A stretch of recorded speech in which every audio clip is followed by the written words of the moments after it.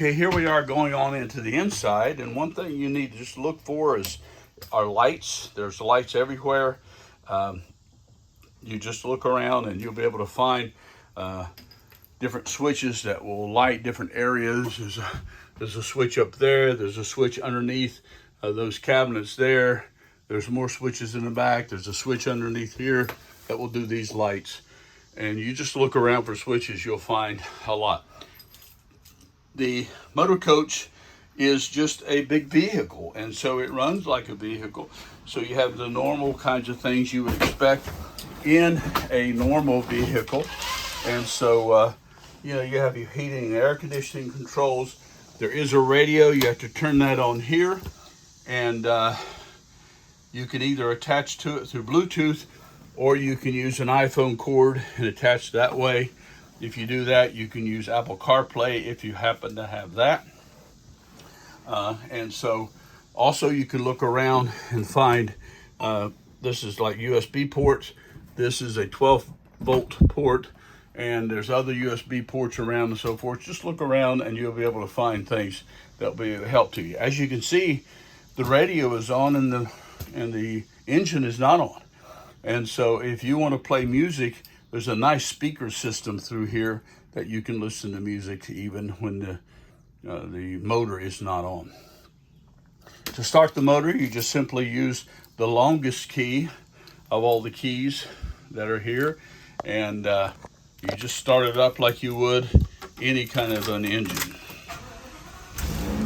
All right. There's some other buttons here that you generally will not need.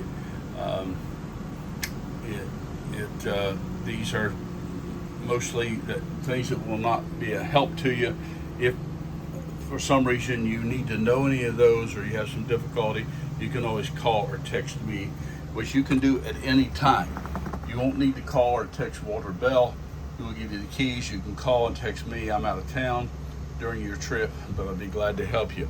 Over here on this side, these are to adjust your mirrors, left and right mirror. By the way, we do have nice convex and regular mirrors there, so you can easily see what's going on in the back, as well as a camera in the back of the vehicle that's mounted at the top, and you can see behind you at all times, unless you turn the turn signal on. If I turn the turn signal on, a camera comes up on the right or on the left to give you that last look at your blind spot. Over here on the left, you can see your lights and other things that you might need. These operate the shades in the front, and they will go up and down based on these little buttons. And you have the sunshades, which are everywhere in the campground. It kind of blocks out the sun in the camper. And then you also have your normal window shades. All the other shades are there in every window, but they are hand driven, so to speak. You do them by hand.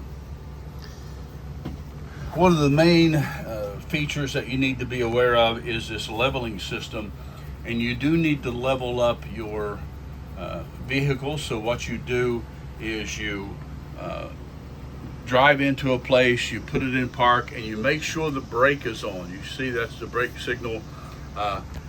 The brake release is right here, and the brake pedal is right there. And so you have a brake release and a brake pedal.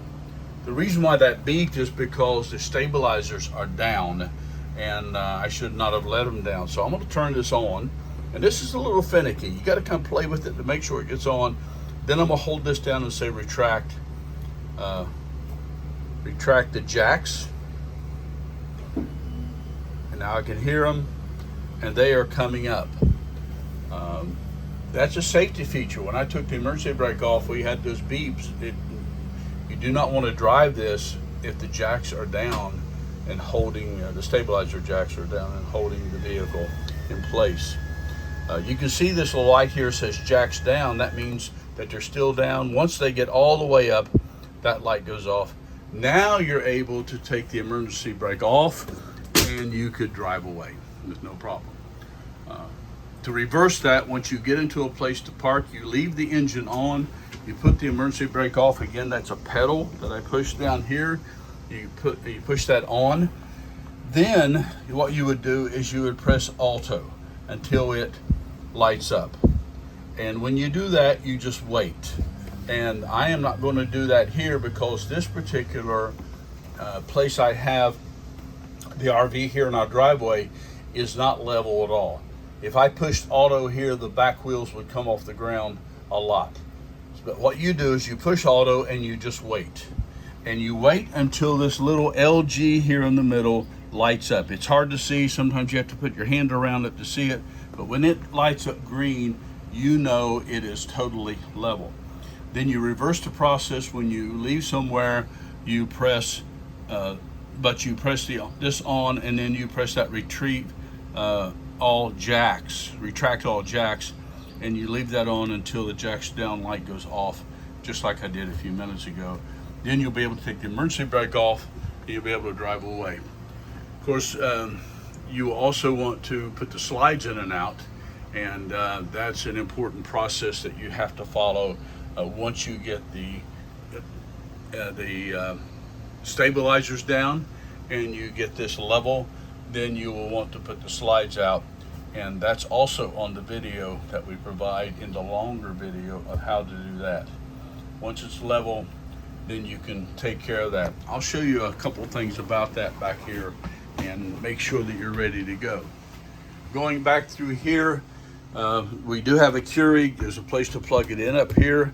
If you're plugged into shore power, or if the generator's on, that will work.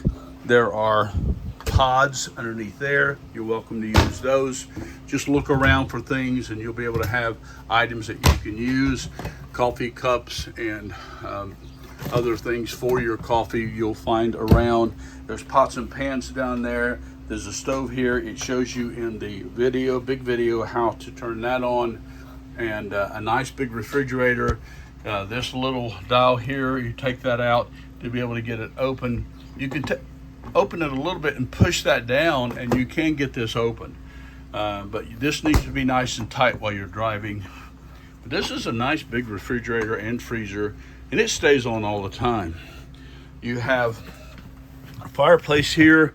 This is just for looks. It's pretty.